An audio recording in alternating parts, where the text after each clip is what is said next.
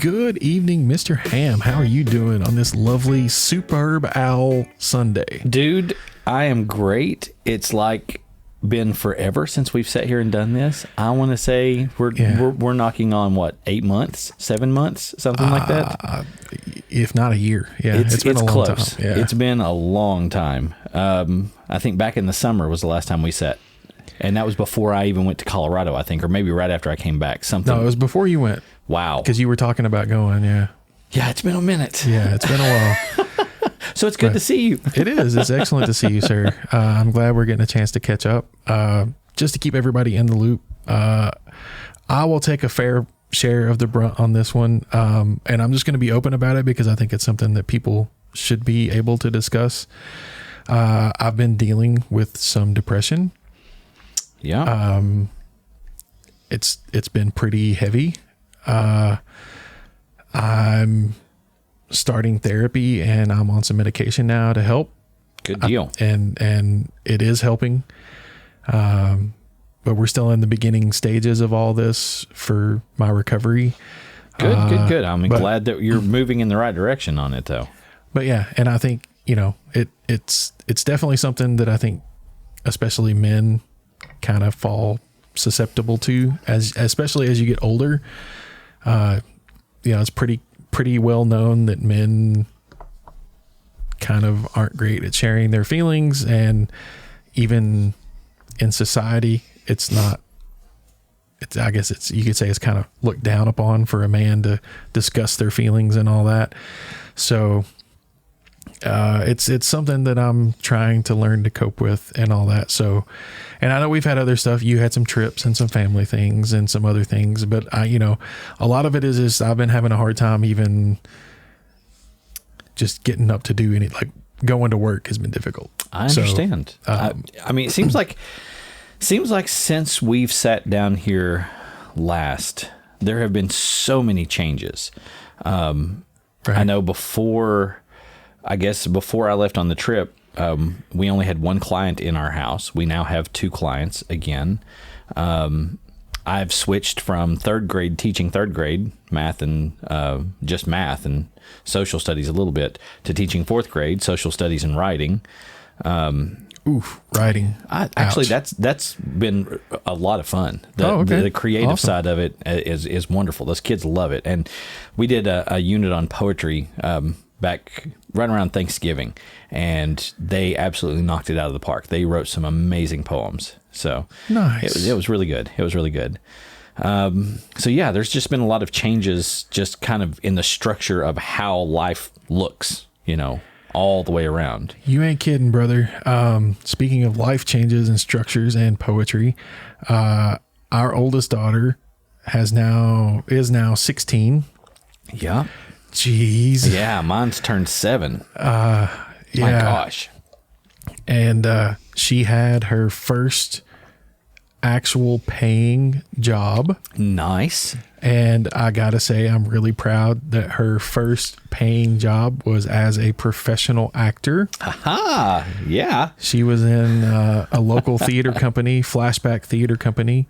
She did a play with them that was based off of a novel that was also the basis of an old Alfred Hitchcock film. Oh, yeah? Yeah, called The 39 Steps. Cool. They did it much more of a comedy than as a suspenseful thing. I mean, Hitchcock, of course, tended more towards the suspense, but their adaptation of it was, I would almost want to say, kind of this avant-garde comedy kind of thing, because they did it. The facility where they had it, the stage was there wasn't even a stage. Like, the performers were just on the floor, and they had a very small area for the performance, so they were very limited, and they had to be very creative with their set design and everything. So where was it held? Downtown at the Flashback Company, where it used to be the old police. Oh, okay. Building, Okay. Yeah. Yeah. Right down there across from the Charred Oak. Yeah. Downtown.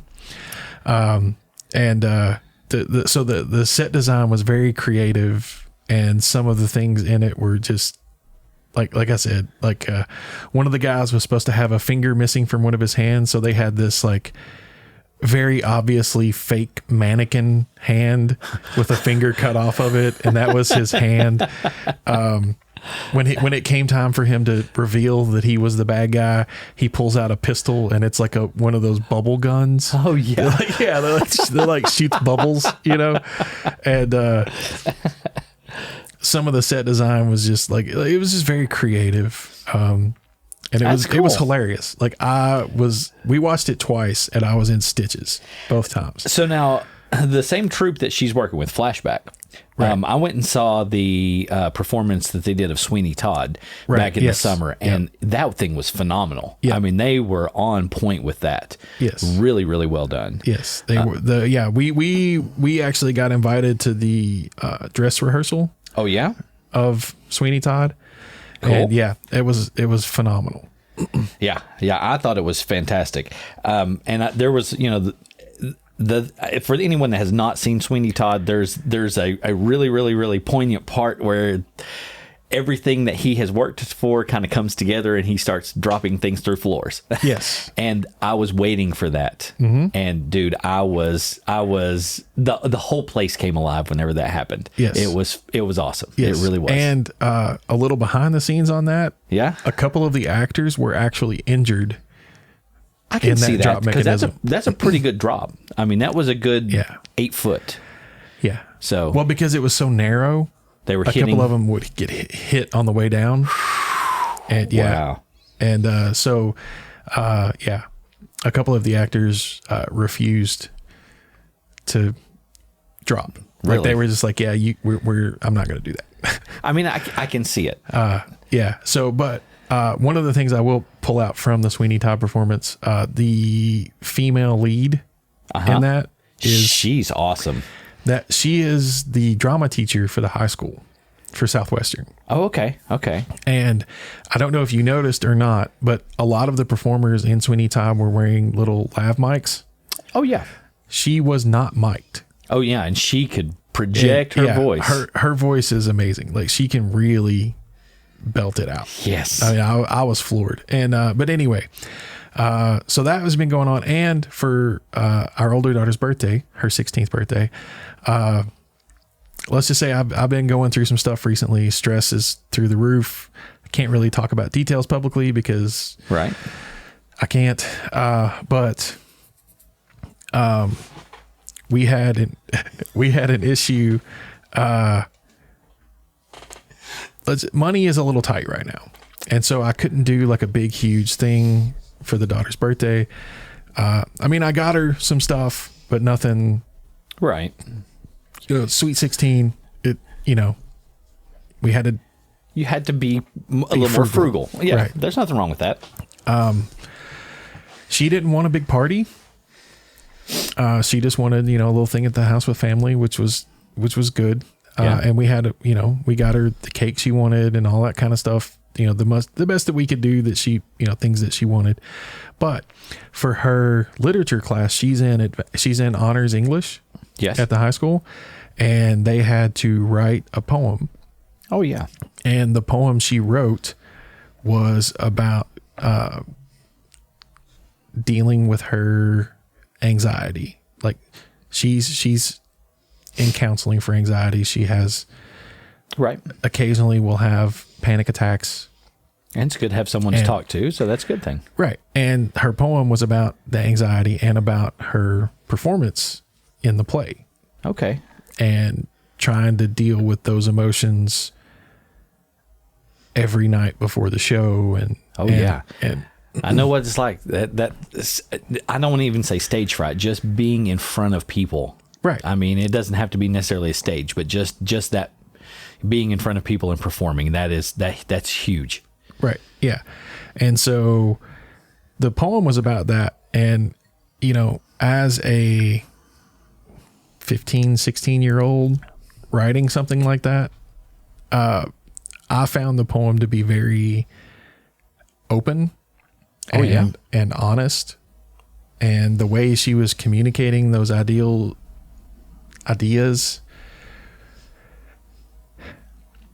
it's something that I don't know that I could do as a 40-year-old person. Right. And for her to have that insight and That's awesome. that recognition and being able to put it out there, and then not just being able to put it down, but then being willing to let other people read that. That's huge. You know, I thought that was really phenomenal. And so it really is. One of the things I did for her birthday was I had that poem. I had her send it to me, like email me the document. Right. And I went through and found like a nice font that looked kind of like handwriting. I used Midjourney, you know, one of our little AI tools that we've talked about, to make some artwork. Yeah. And so I had it make a comedy and a drama mask. Oh, nice. You know, the little smiley and frowny masks that they use. And it was kind of stylized. And so then I brought that into Photoshop, or Affinity Photo, but Photoshop. And I touched it up, kind of laid it out nice, put it on like an 11 by 17 layout, and then had it printed on some like really high quality gloss paper and had it framed. Nice. And then part of the gift too was I had her do a scavenger hunt. So I had them print it twice, once on really high quality nice paper and framed it. Yeah. And then another one just on like regular plain 11 by 17 paper, and I folded it up and hid it. And so I could make it like really small. And so I tucked that away and hid it. And then she had to do this scavenger hunt all around the house, finding clues. That's cool. To find the next, you know, and then eventually she found the present. And as sweet as she is, like this folded up, creased thing, you know, it unfolded to like a big 11 by 17. Right. But she was just like, you know, it was all folded and creased and wrinkled. And she was just like, oh my gosh, this is so amazing. Thank you so much. And I'm so like, she was pleased with the regular paper one. Yeah. And I was like, okay, well, that's not your, I said, that is your present, but that's not your actual present. I was like, here. And I gave her like the framed one, and she was just like, oh man, that's amazing. That's awesome, dude. So see, it's gifts like that really, I mean, that touches someone, because that's personal. Yeah. You know, that's taking something that they've created and giving that back to them, you know, with a nice bow on it. That's nice. And I mean, I kind of got the idea from my wife, honestly, because she did something really similar. Because, you know, I do hobby photography. Right. I wouldn't even say I'm an amateur. But dude, your photography, it is phenomenal. It's nice. Thank you. But I've never really thought about it like that. Like I just enjoy it. And so I have fun with it. But I think that's what comes through, though. The fact that you enjoy it, you can see that. Okay. I mean, the quality of the photography, it says this is someone that cares about this, you know? Well, I appreciate that. And the wife had some of my photos printed out on canvas. And she gave those to me for Christmas one year. That's kind of where I got the idea from. I was like, because that really meant something to me. Mm-hmm. You know, that she thought enough of them to have them printed on canvas, and they do look nice. That's very cool. But not tooting my own horn, but I never would have thought to like have them. I never even would have thought to have them printed. Yeah. Let alone like, you know, printed on like a bigger canvas and hang on the wall. Seems like print photography is just not a thing we do anymore. And that's really sad. Yeah. I mean, it really is sad, because there's so many memories that are out there now that they're just digitally lost in the ether.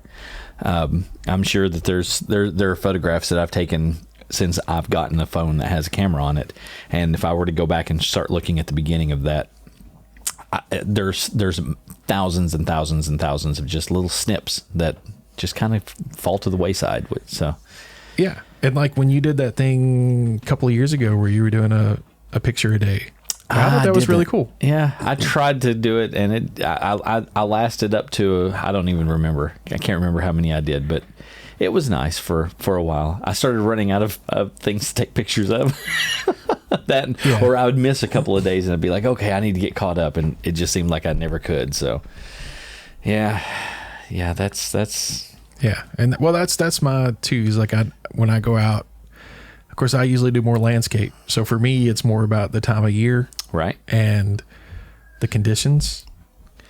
Yeah. So it's, you know, it has to be the right kind of day. It can't be raining. It can't, you know, it can't be at 800 degrees, you know, so it's just, it's a lot of little things, but yeah, I have a lot of fun with that. Seems like I recall we went to We went down to the golf course that time down at Burnside Island to get those, because you were doing that HDR type thing where you was getting the 3 different shots where you was getting a one that was overexposed, one underexposed, and one that was proper, and you were layering. Right. And I think that was even before I think that was when you were having to do that manually, right? Because I know there's programs that do that now. I've got one on my phone that'll automatically do that, but yeah. Well, so what I was doing, it's called bracketing photography. Yeah. And yeah, it's 3 physical images, and then the software I had, you had to like bring all 3 images in. And would layer them and synchronize them, right? Yeah, it like lined them up and everything. But yeah, you had to do it. It wasn't just a one click and you had an HDR image. Yeah. Yeah, so I remember us doing that afternoon, that evening, and that was interesting. And then was that the same day I did the time lapse? It was. Yeah, there was a time lapse there as well. I think we did it for like what? I want to say it was like 40 minutes or 45 minutes. Yeah, yeah. That was pretty cool. Yeah. That was fun. Yeah, I haven't even gotten a camera out in I don't know how long. Yeah, same. I use my phone if I take pictures now, and I haven't got my DSLR. The thing is they've gotten so good. I mean, they really have. Yeah, especially the new iPhone, the new Max. It's got that periscope camera with the 5 times digital or 5 times optical zoom in it now. Yeah. And that's the thing. Apple really has, and you know me, I'm not an Apple guy. I've never have been, but I really have to say their processing of photography and how they approach like music and media, it's just worlds beyond. Yeah. And for me, the biggest thing was, especially with the 14 and the 15 iPhones, they've upped to a 48 megapixel. Oh, because they were only a 12 megapixel. 48 megapixel. Yeah. Dude, I can remember whenever that came out, the whole megapixel thing. Right. And I remember it was like, it used to be like 320 pixels. Yeah. Not mega, just pixels. Yeah. And now it blows my mind that the resolution is that high. Samsung's been that for years. Yeah. And I don't even know what my resolution is on my phone. It's Samsung, right? It's the probably 23 plus, right? So it's probably 48. Yeah, it's crazy. But that was the thing for years, is Apple was still using a 12 megapixel sensor, and but they were doing all of their stuff computationally, where a lot of the Android phones had upped the sensor size, and that way their processing side could be a little softer. Right. Yeah. And Apple finally, with the 14 Pro and the 15 Pro, has upped to that higher sensor. Yeah. And they're still doing the computational. I mean, everybody does computational photography now. Right. But the biggest thing for me, and the reason I got the 15 Pro Max, because I don't really like the big size physical phone. Yeah. Like, I prefer to have a smaller phone. But the Pro Max has the ability to shoot AR video. Oh, yeah. Or VR, whatever you want to call it, 3-dimensional video. The phone can shoot those videos. So I guess with the camera cluster on the back, it uses 2 lenses, so you can create like a stereo effect. Nice. And then it computationally makes the 3D image. And the thing is, I know it's not a thing right now, but you've got the Apple Vision Pro that just came out with and the Quest and all these 3D headsets. And I think eventually those are going to turn into just like prescription spectacals. I would see that. I can see that happening. Like, eventually it's not going to be what everybody's calling it right now is a nerd helmet. Yeah, it's not going to be. It's going to be kind of like the Google glasses that they had years ago. Even smaller. But like, I'm literally saying smaller than that. Even literally, you will not be able to visibly distinguish them from prescription glasses. Right.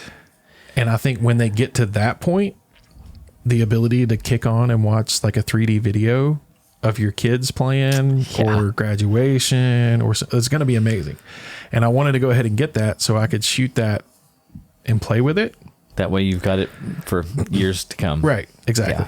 Yeah. That's not a bad idea. And I think that could be the next big see that. I can see that.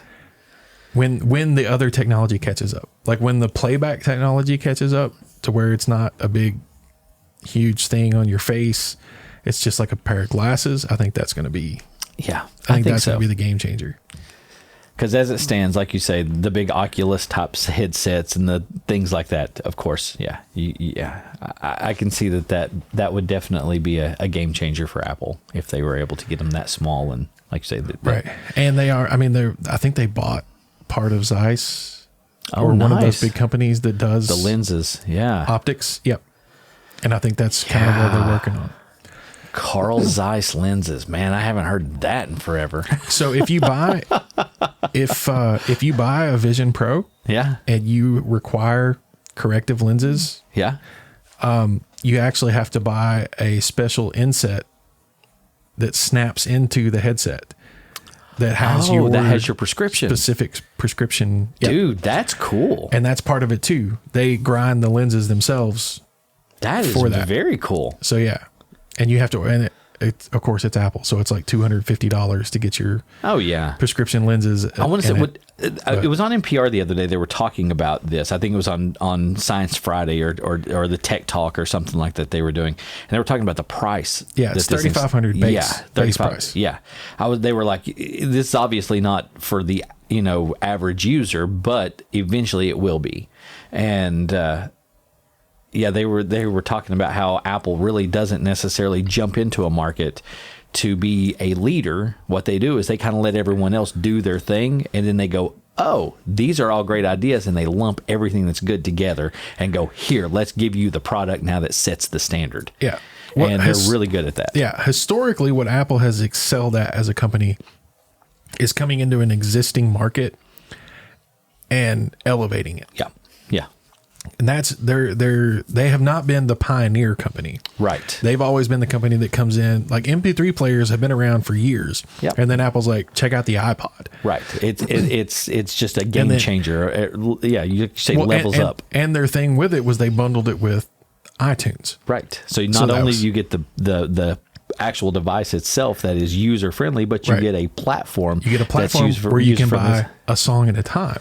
Yeah. You don't have to buy an entire album anymore. Yeah. Now you can just buy the one hit song that the band has and move on. Yeah. So it was that whole package. Yeah. That was their innovation, and that's what they excel at. Yeah. Yeah. And that's kind of what they were touching on NPR. Yeah. They were saying that it was like, the industry, they redesign the industry not by innovation, but by just taking things and making them better. Right. Yeah. And that's good. Apple is really good at that. So, yeah. So there's been, like you said, a lot that's happened since we've sat down and now. So over this past 6 or 7 months, aside from is there anything big other than, so like last time we sat down, I was heading toward Colorado, I think. Mm-hmm. So that trip was amazing. Nice. We went to the beach after that. I don't even know what's happened since then. School started and all of that. Right. We've had Christmas and Thanksgiving and Halloween, and we've missed a bunch. So to our listeners out there, happy all of those holidays that we missed. Yeah. Happy New Year, happy Christmas, happy Thanksgiving. And we're glad that you're back to listening to our lovely voices here. Indeed. And do we have anything that we want to talk about much today? Other than just kind of catching up? There's a little thing. I think we had kind of teased it before, and it's something, from time to time here, we like to go in to do these like conspiracy theory type of deals. And this one's not so much a conspiracy theory as an historical mystery. Right. Which I think is it's an interesting thing. And I heard this new theory to explain this historical mystery. Oh, really? That's what I was wanting to discuss, because I thought it was a really interesting take on the phenomenon, I guess would be the best way to describe it. Yeah. So let's talk about what the phenomena is first. Sure. Yeah. All right. So you go right ahead, because you can introduce this better than I can. Because, like I said, I've not done a whole lot of research on this. Simply just kind of reading over it.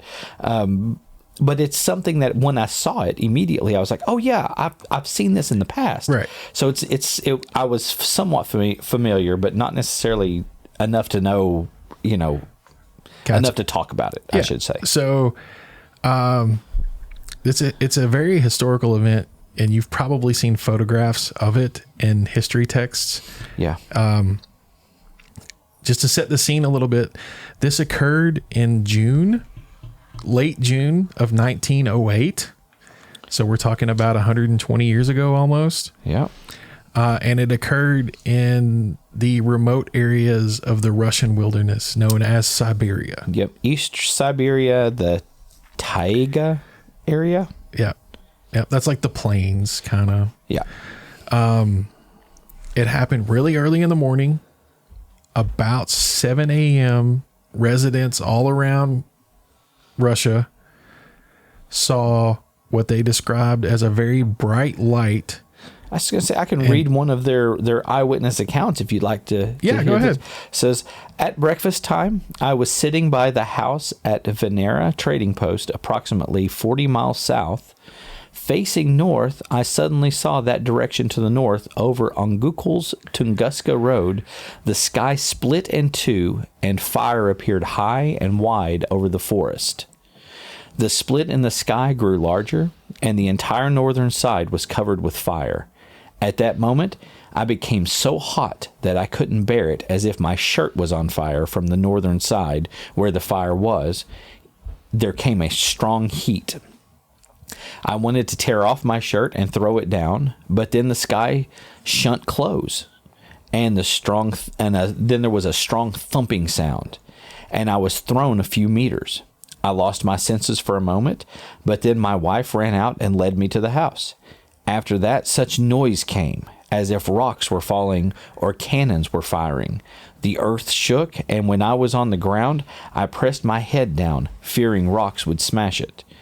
When the sky opened up, hot wind raced between the houses like from cannons, which left traces in the ground like pathways, and it damaged crops. Later we saw that many windows were shattered, and in the barn, a part of the iron lock had snapped. Right. This is the testimony of a tribal man that was recorded. His name, it gives a I.M. Suslov was the name that they gave for this one. Wow. Cool. So yeah, but this was noticed all around Eastern Russia. People saw this bright light in the sky like a second sun. And they noticed that as they watched it, it grew into a giant fire that started to trail this blue and white light behind it like a tail. Mm-hmm. And ultimately, there was a huge, gigantic explosion that flattened nearly 800 square miles of forest in a concentric circle. So like from one central point in a circle outwards, everything was flattened away from that one point. Like all the trees are felled away from that central point. Yeah, it's literally like something has exploded in one spot and everything fanned out from that one point. Right. And the estimation is somewhere around 80 million trees. Right. Yeah, it's a huge forest. Yeah, over an area of 830 square miles. Yeah. That's insanely huge. Yeah, that's ridiculous. Huge. This is still to date the largest impact event in recorded history. Yep. The original assumptions by people were that an asteroid had struck. Yeah. But there's a problem with that theory. Oh, yeah? Yeah. In that they scoured the countryside. And could find no meteor fragments anywhere. They found no fragments of meteor or asteroid material. There was no impact crater. To be the size that it was, the object to create the amount of devastation, which was equivalent to a couple It's 3 to 5 megaton. Yeah, it's equivalent to a couple of atomic bombs. Right. Going off. So to create that amount of devastation, an asteroid would have had to have been nearly 120 feet in diameter. Yeah, this thing, they estimated it, according to this site, 160 to 200 feet wide at its widest point, though it may have not as been as thick, but 160 to 200 feet wide. Which is stony asteroid that exploded. Now, and they're saying that on this, that they don't think it actually made contact. Well, yeah, necessarily. That it was. So if so if it had been an impact, right, there would have to be a crater, and an object of that size, 120 feet, 160 feet, that's a 12 to 16 story building. Right. If you want to picture that in your mind, that's about how large this object would have been that fell from the sky. Keene Hall in Richmond, if you're familiar with Eastern Kentucky University, right. That building falling from the sky at an estimated 60,000 miles per hour. Right. And so in typical, your impact crater for an object of that size would have been about 3/4 of a mile long. Right. The trench dug into the ground and then your big crater. Right. There was no crater. Right. But also, as well as not having an impact crater, they were never able to find any remnants of the asteroid itself.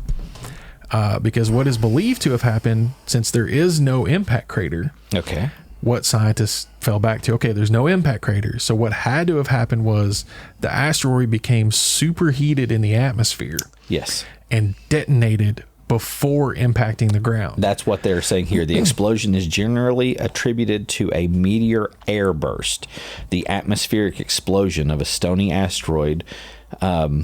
The asteroid approached from the east-southeast, probably with a relatively high speed of about 27 kilometers a second, 60,000 miles per hour. It is classified as an impact event, though it never actually touched the ground. Right. But here's the problem with that. There would still be fragments, right? There should be pieces, yes. Right, but they never found anything. Like, they scoured for years. I mean, they're still... and they've never found anything. Right. So that is something that kind of makes me go, And okay. Also, another thing is a lot of the eyewitness testimony claims to have seen a blue and white light. And that's not typical of a meteor. You would see more of a reddish yellow. Exactly. Yeah. Right. If not just white from the burn up. Right. So that's atypical as well. Right. So there is a new theory out there. I am curious to know what this is. And so this one really caught my eye, and it really caught my imagination. So I just want to I'll tell you what the theory is, and then we'll talk about it. Okay, that sounds great. What would you say if I told you that it is theoretically possible that the Earth in 1908 collided with a black hole? I wouldn't be that far. Okay, so I wouldn't be. It would not take as much to convince me of that as it used to, and I'll tell you why. So we've been doing this podcast now for 3.5, 4 years, somewhere around that neck of the woods, right? Yeah. In that 3.5 to 4 years, we have done a lot of research on conspiracy theories. I've watched more Joe Rogan than I ever wanted to in my life. Right. So in all of that, it honestly makes me question some of the things that I think to be true and that I think I know. I really have to start questioning. And okay. I don't want to say that I'm going to jump out there on the conspiracy theory wagon, but there's so many things that seem to pile up at this point that I feel like there has been some event at some point that has altered where we are. Okay. In the space-time continuum, if you want to say that. I got you. Okay, so first off, whether or not that's the event that done it, I don't know. But here's for me. Okay, when I first heard this, I'm like, there is no way a black hole I mean, if we think about it, right? A black hole, right? What is it? It's a star that has collapsed in on itself. Ultra dense, super dense matter, and it absorbs everything and emits very, very little. Hawking radiation is like the only thing known to come out, and it comes out in very trivial amounts. Right, and it spirals and does weird things and makes odd noises and just all kinds of weird stuff. But it sucks in everything. Like nothing can get out of a black hole. Right, I mean, including light. Right. Even light can't get out of a black hole. And if you get too close to a black hole and you hit the event horizon, you start becoming what they call spaghettified. Right. You stretch out into this string of molecules. Infinity. Yeah. Until there's nothing left of you except for molecules in a giant string. Right. And I think if that had happened, I would have noticed it. We probably would have noticed that, right? If that theory is correct. Okay. So... not that kind of black hole. Okay. It's a different kind of black hole. Okay. So what kind of a black hole are we talking about? So this is a black hole from the Big Bang. Okay. So at the beginning... So this is a creation event? Kind of. Okay. Yes. So at the very beginning of everything... Yeah. Everything was packed into like one atom. Correct. Right? And then it explodes and then it explodes. So at the very, very beginning, gravity had everything sucked down into this one tiny little thing. And then it just exploded. And it's been expanding ever since. Okay. And that was the Big Bang Theory, and that's what created the universe, right? That's the theory. Now, at that explosion, gravity went, hey, I had all that stuff. So it wants and to it keep starts trying to pull it all back in, right? I mean, that's gravity pulls everything, right? Right. And the explosion was so energetic and so massive that gravity couldn't pull everything back in. Like it was just the explosion was too big, and gravity pulled back in some of it. Okay. And that created the black holes. And that's gravity trying to suck everything back into that one. So we're seeing like super concentrated points of gravity effectively in these black holes. And eventually, okay, a black hole, like as we've understood it, just sucks in like it but it only emits. Where's the other end? Where's the other side? Well, okay. Right? Nobody knows. We can't observe them. We can't go into them. We have no idea. But the black hole consumes. Right. But eventually, like Hawking has studied in Hawking radiation, like energy does come back out. So if a black hole is floating through the emptiness of space, there's nothing for it to consume, but it's slowly releasing this Hawking energy. Okay. It's going to slowly lose mass. Like slowly. So we're saying that possibly one of these black holes had lost enough of its mass. So what we're talking about, and what these are these theoretical objects, how they're referred to as primordial black holes. Okay. Because they are from the very beginning of the universe. I understand. And they've been losing mass this entire time because there's nothing. They've been however floating. Many billions of years that the universe has exist, this thing has been leaking. Right. It's been floating through empty space with nothing to absorb. So it's just losing. So, yeah. So basically, eventually, it's like a balloon that's losing air.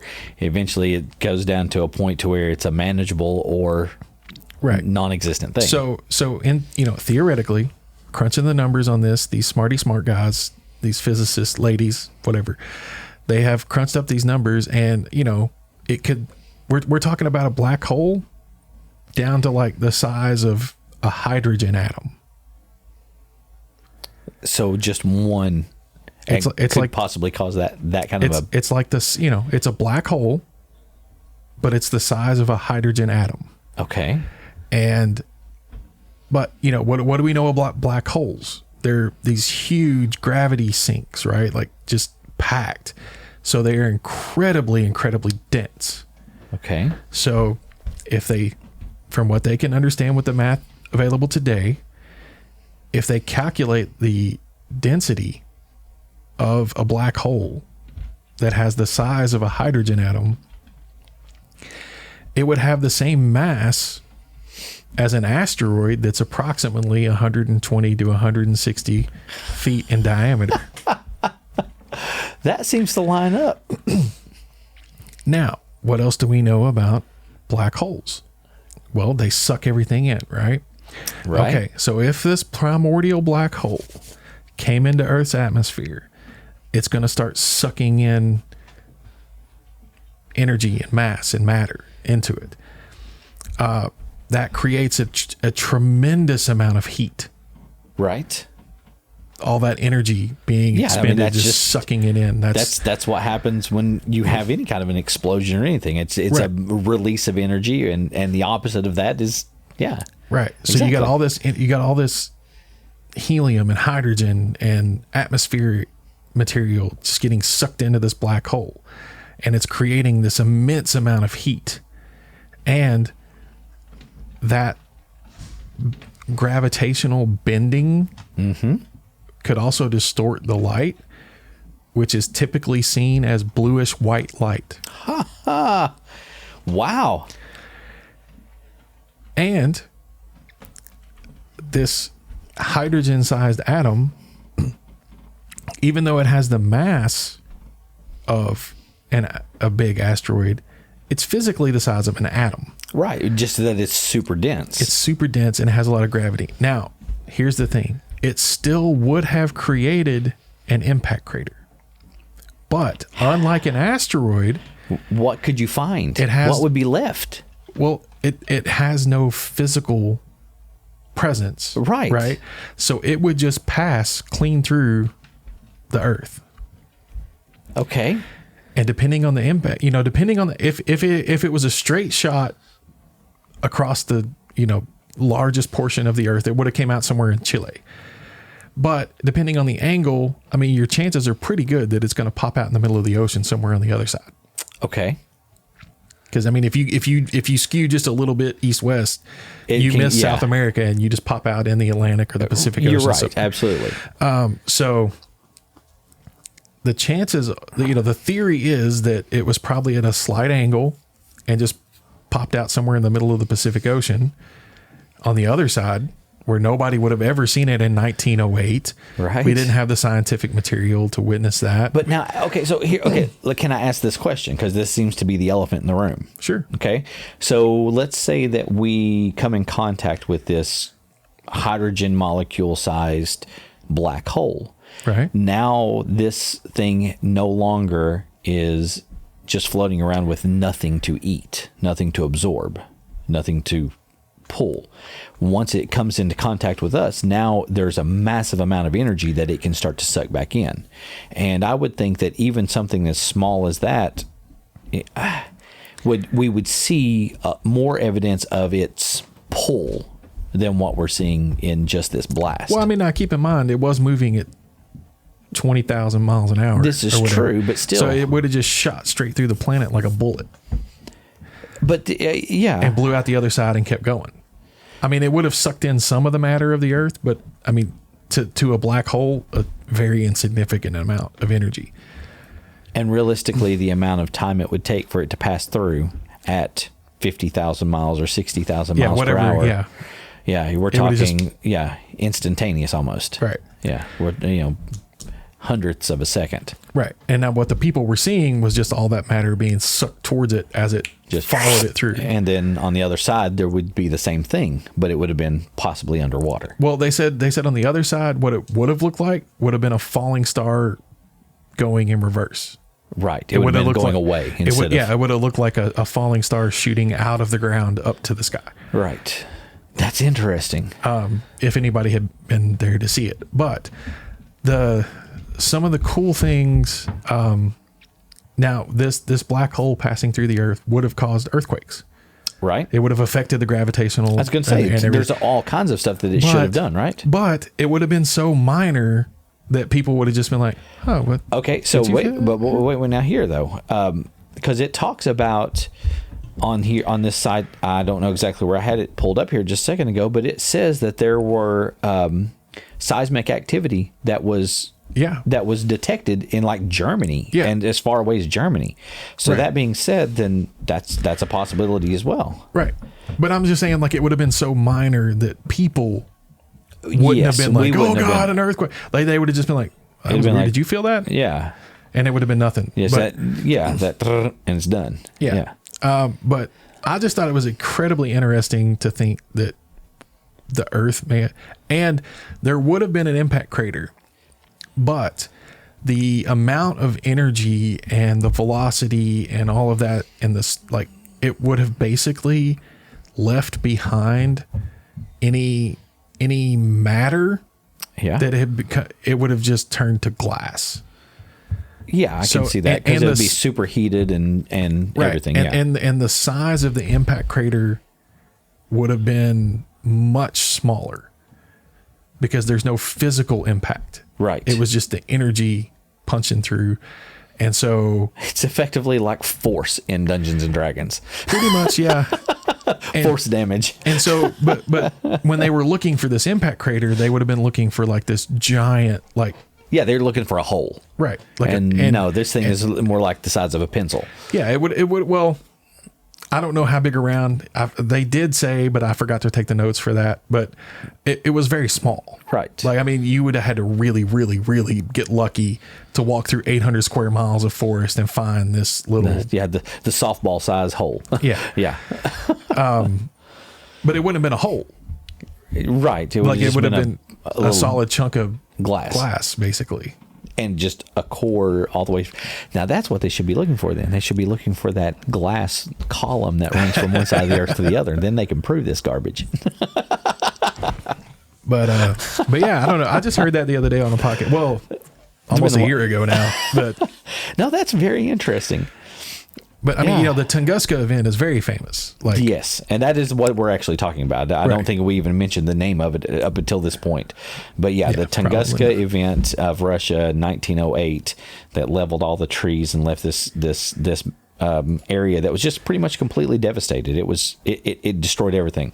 It estimatedly killed 3 people. They don't have that confirmed, but the estimate is it killed 3 people. 800, but I mean, for 800 square mile blast radius, 3 deaths is extremely minimal. And it's because of where it was at. I mean, you were talking Siberia, right? Right. Very remote area. Very. I mean, this is where they're still digging out woolly mammoths. that are frozen in the ice. So. The fact that there's not a lot of people up there is not a surprise, but still, that's crazy. But no, a few years ago, if you would have told me this, I'd have been like, yeah, that's bull. But today, like I said, there's been enough that's odd things that have surfaced and come up that I've been like, you know what? There's got to be something to some of this. Man, I don't know. I don't want to throw any of my conspiracy theories out there because I don't want to get somebody started on a bunch of stuff. But I'm just saying there's some strange things that have happened in this world, and I'm kind of going at this point. So I don't know. Yeah, it's a little. I don't know. I just like I said, it's new, theoretical. Yeah. The thing too that I saw here was that there is another event that happened a few years after that was similar. Happened in the same relatively the same area. It was also in Russia. It's in the Ural district of Russia. This thing exploded. It was a meteoroid determined to have been about 55 to 66 feet across, had an estimated initial mass of 11,000 tons. Says it exploded with the energy of 500 kilotons in an air blast, and the airburst inflicted 1,200 injuries, mainly from broken glass from falling windows and that were shattered by the shock wave. And this happened over a more populated area on the 15th of February. Oh, I'm sorry. This was in 2013. So this was not just a few years later. This was just a few years ago. 15 years ago. Yeah, 15 years ago. So, or no, God, my math. 10 years ago. 10 years ago. 10, 11. Yeah. Gosh. So, yeah, this smaller airburst occurred over a populated area on the 15th of February. If I'm not mistaken, this is the one I've seen video footage of, like dash cams and stuff. You can see the streak kind of off to the right-hand side in a lot of them. And whenever it bursts, like car windows break, like the windshields will crack, and you can see like windows burst out of buildings and stuff. So it's pretty interesting though. It's crazy, some of the stuff that's out there. Right. And this is one of those, like I said, I've seen the pictures but I had never really dove into it. So I'm glad that you decided to. This is interesting. Oh. Okay. So just as a little funny extra here, because I talked about Midjourney earlier. Right. So I asked GPT, ChatGPT to write me a funny story to explain how aliens caused the Tunguska event. Oh, Lord have mercy. So are you ready? I can't wait for this. Yay. Yes. All right. Once upon a time, in a faraway galaxy, there was a mischievous group of aliens known as the Zogloks. Zogloks. Mm-hmm. Nice. These aliens love to explore different planets and play pranks on unsuspecting beings. One day, they stumbled upon a planet called Earth and decided it would be the next perfect place for their next practical joke. The Zogloks had a special device called the Cosmic Giggle Generator. The Cosmic Giggle Generator. That could create hilarious and unexpected events. They decided to use it to cause chaos and confusion on Earth. After scanning the planet, they found a remote and uninhabited area called Tunguska in Siberia, Russia, which seemed like the perfect spot for their prank. On the morning of June 30th, 1908, the Zogloks activated the Cosmic Giggle Generator, which created a small portal between their spaceship and Earth. Through this portal, they sent a gigantic rubber chicken, complete with a comical expression on its face, hurtling towards the Tunguska region. As the rubber chicken descended from the sky, it grew larger and larger until it was the size of a massive meteor. The Zogloks watched from their spaceship, giggling uncontrollably as the rubber chicken crashed into Earth's atmosphere, causing a blinding flash of light and a tremendous explosion. The impact of the rubber chicken was so powerful that it flattened trees, shattered windows, and sent shockwaves across the entire region. The Zogloks had successfully created one of the most mysterious and destructive events in history, the Tunguska event. As the dust settled, the Zogloks couldn't contain their laughter. They watched as humans scratched their heads, trying to make sense of what had just happened. Scientists and researchers were baffled, coming up with various theories to explain the mysterious explosion. Little did they know that it was all a prank orchestrated by the mischievous aliens. The Zogloks quickly retreated to their spaceship, leaving no trace of their presence behind. To this day, the true cause of the Tunguska event remains a mystery to humans. Some believe it was a meteor, while others speculate about a black hole or even a secret weapon experiment gone wrong. But only the Zogloks know the hilarious truth, that it was all just a cosmic joke, courtesy of one gigantic rubber chicken. And so the Zogloks continue their intergalactic adventures, leaving laughter and confusion in their wake. Who knows where they will strike next, but one thing is for sure, they will always find a way to keep the universe entertained with their extraterrestrial pranks. That is pretty good, I gotta say. And that was my only prompt. Write a funny story about how aliens caused the Tunguska event, and it even mentioned the meteor and the black holes. So that is pretty good, dude. AI is getting much better. I got something here that I thought was interesting, and I'll say that I'll put it out there because we have coming up. I think it is March 22nd. The new Ghostbusters is coming out. Oh, I had no idea. Really? Oh, yeah. There's a new Ghostbusters, Frozen Empire, I think is what it's called. And in it, there's the ghost is released out of this ancient like relic, this orb type thing. Now, is this like a continuation of the one with like Finn Wolfhard and all that? Yes, and it's got all of the, like, you know, all the original guys are back in it. And it's actually set in New York this time, so they're all there. Okay. And so the thing is, the main ghost in this one, he freezes things, and basically the last ice age was because of this ghost. And they're like, so you literally can be scared to death by this guy. He freezes your blood and freezes your bones immediately. And they're like, yeah, he can literally scare you to death. So the thing is, though, in the last one, Afterlife, which was the one that came out a couple of years ago, they gave us this nice little glimpse into the world of Ivo Shandor, which was the main bad guy in it, right? The guy that's kind of bringing back Gozer, the Gozerian, and, you know, right. Zool. Yeah, I was going to say that was from the first Ghostbusters movie. Yeah, right? so he's in Afterlife as well. So they go, have you seen Afterlife? You've seen it? Yeah, that's the one where Egon... Yeah, they go to like Egon's farm, like the dirt farmer. So if you recall, they're in this town, and it's a mining town. Effectively, they have this big mountain where they go and they mine, and they've got a temple of you know, Gozer inside it, right? But on the temple, they have all these dates of events that happen, and these are the major paranormal events that happen in the Ghostbusters world. The first one is in 1883. It's the eruption of Krakatoa. Okay. The second one is the 1908 Tunguska event.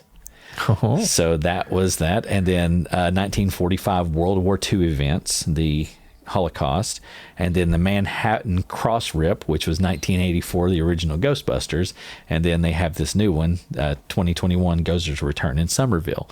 So I thought that was neat, though, that they had the 1908 Tunguska event on Ghostbusters. I did not catch that. Yeah. Interesting. Very good. Yeah.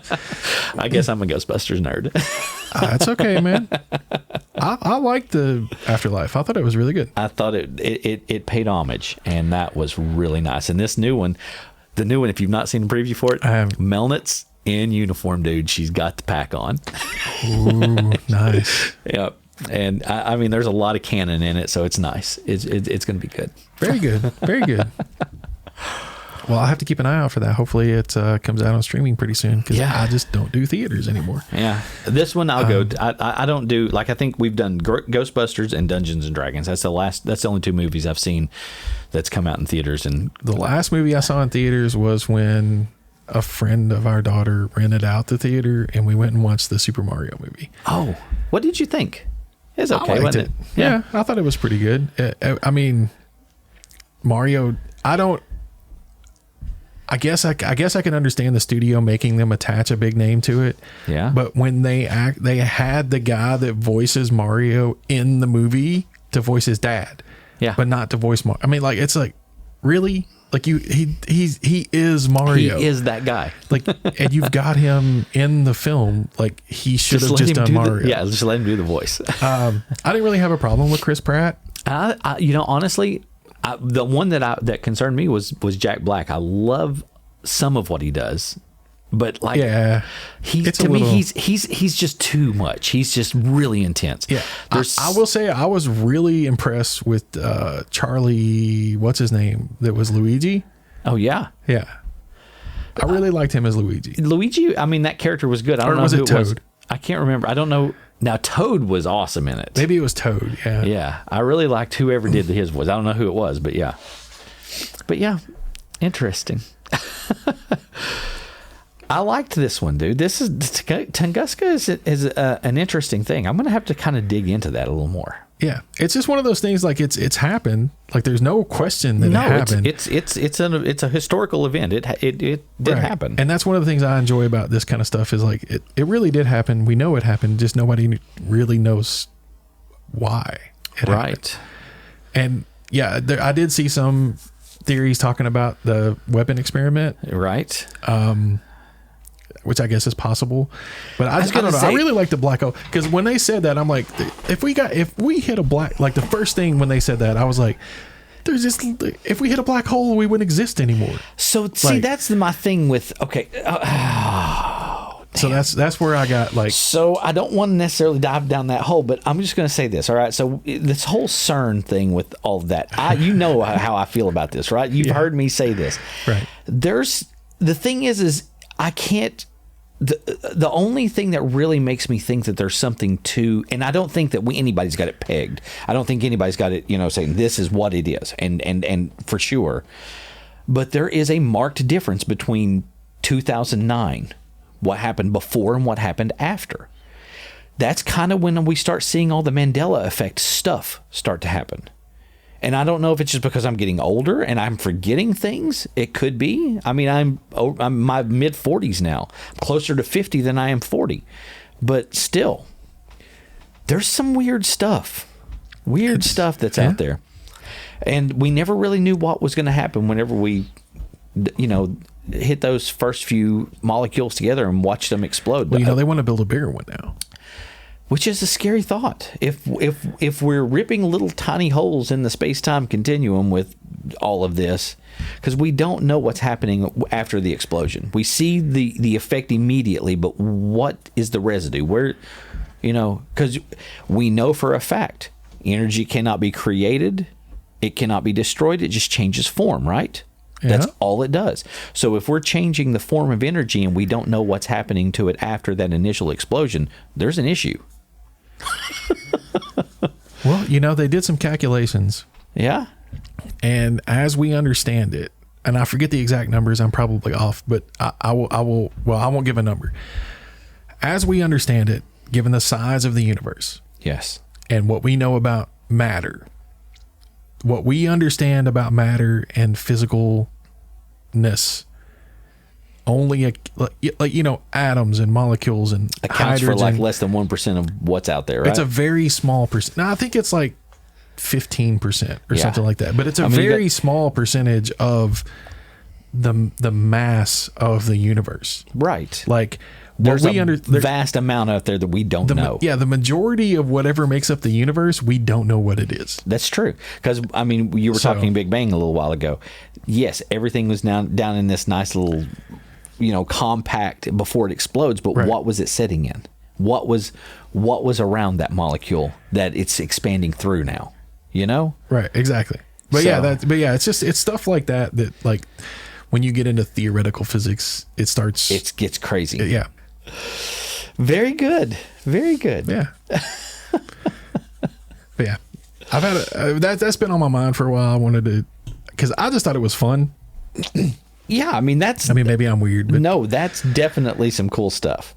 I got to say, I that's not something that I would necessarily go and dive into myself, but I'm glad that you did, because I've thoroughly enjoyed like seeing and hearing about this stuff and reading up on some of it. It's been really awesome. Oh, well, thanks. And I think that's going to have to do it for us. Yeah. We got to ease back into this thing. So. That's right. Absolutely. Thank you for letting me come over, and appreciate you sitting down to record with me. I love it when you come over. What are you talking about? Here in our lovely Two Minds Podcast studios. It's been a minute though. It has. It's been too long. We have not been in here for a while. It's been too long. It has. So let's do this again a little more frequently, hopefully. I hope so. I certainly hope so. I hope I can get myself to a better place so that we can. I just hope that we can find some time too. That's part of it too, but a big part of it is just I haven't been able to motivate myself. Yeah. So I understand. And for me, it's been a huge time crunch, because it seems like once school starts, it's almost all consuming for at least until Christmas. And then after that, normally it slows down a little bit. January was a little bit nuts with the snow that we had and all that kind of stuff. But for the most part, it's started to slow back down now. So I'm actually getting a few minutes of breathing time. So good. Yeah. So if you'd like to find us, out there, we're on Facebook, www.facebook.com/groups/2mindspodcast.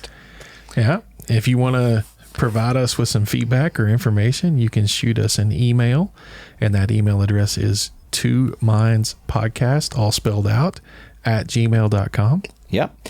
We are on the X still, I think, right? It used to be formerly Twitter. Yeah. At Two Minds Podcast if you want to shoot us a tweet. But we also still have the Mastodon account as well.